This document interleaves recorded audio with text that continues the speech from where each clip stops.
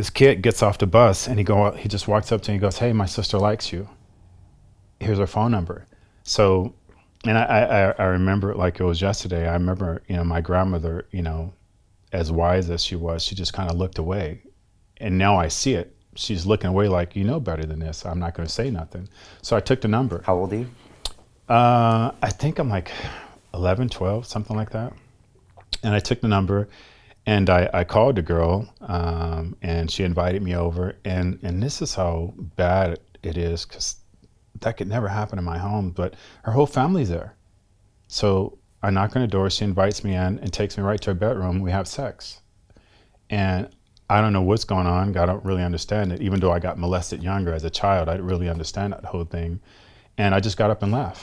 And she ended up getting pregnant from it. So my thought was, here we are. My grandmother's trying to do the best she can to take care of all of us, a hardworking woman.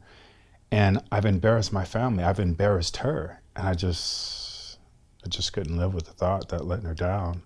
So the thought of just taking my life just popped into my head. So I remember vividly getting on my moped and, the off-ramp of a freeway, I drove up the off-ramp. I remember just sitting there and it was storming and raining. And I was like, okay, I was trying to pick which vehicle. And it's sad, but I put so much thought process into it now that I think about it. I was trying to pick a vehicle to pull out in front of. So I'm on a little moped and it's raining, so it doesn't have speed. So I'm like, well, what if I pull out in front of a car and they swerve? I'm embarrassed. What do I do? Or, what if I pull out in front of a car and it hits me and just mains me? So I said, okay, I got to pick a diesel because they can't stop. They'll lock their brakes up and they're going to skid. And I'm sitting there and, diesels are going by and I'm sobbing. I'm just really grappling with, honestly, you're like now 11, 12 years old. Yeah. I'm just really, if you look at it, I'm just really grappling with evil and good, and I can't bring myself to do it. So then I go into a mindset that continues for the next 4 decades of, you're a coward. You can't even kill yourself. You don't deserve, geez, you can't do shit right. You get a girl pregnant, you can't even kill, you can't do nothing right. So it's that constant beating myself up. And I'm driving home and I remember my sister boyfriend left a gun in the house and she had it. So, I kind of cheered myself up. I remember walking in the house and my father looking at me because we were staying, my grandmother, he was staying there now with my grandmother. He's like, "Boy, what's wrong with you?" I'm like, "Nothing.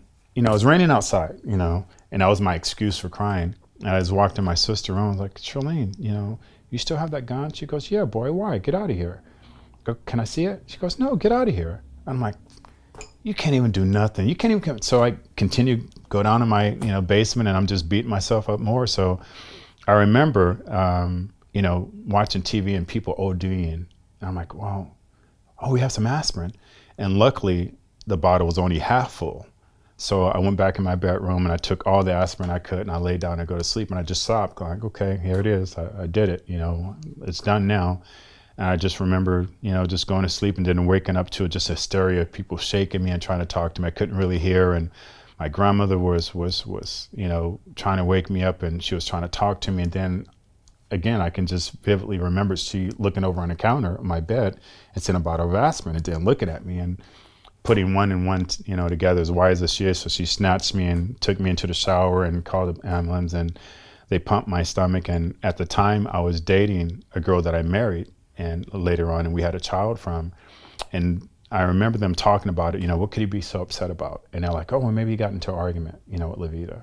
And I let it go at that. I'm like, okay, I escaped, I let them just think that, and not know the real truth. And it kind of, was just a spiral effect of dealing with that for the rest of my life. Wow, that's some real darkness. It truly is. Yeah, and that's the key word. And I think, and it's sad because I hear about people committing suicide all the time. And I think one of the last stories I heard was some famous actor. He jumped off of a rooftop. And for me, dealing with that and still dealing with it, my thought is, what type of pain was he going through to actually do that? And what a horrible way to die. And, I know a lot of people, they say, how could you do that? You're selfish. It's truly more of that. It's such a dark battle that you can't handle on your own. And 9 times out of 10, the better of us who are like that, you never know it. We're the life of the party.